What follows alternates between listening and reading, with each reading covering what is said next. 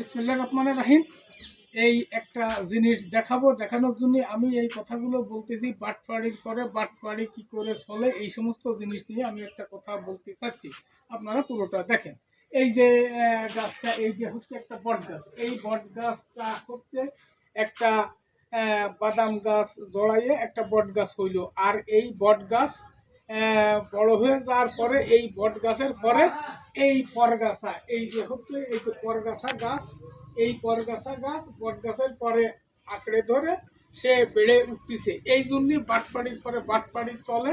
এই কারণে, কারণ কিছু মানুষের জীবনও এই রকমের মিল আছে। কারণ একটা মানুষের ঘাড়ের পরে ভর করে অন্য মানুষ জীবনযাপন করে সেই মানুষটাকে শেষ করে দেয়। এই জন্যই এই কথাগুলো বললাম, কথাগুলো দেখালাম। কারণ বাটপাড়ির পরে বাটপাড়ি চলে, মানুষের মধ্যেও আছে এই রকমের, আর গাছের মধ্যেও আছে। তাই পুরো আপনার আকৃতিভাবে দেখালাম। কথাটা বুঝতে হবে, রাগ করা যাবে না। আল্লাহ হাফেজ।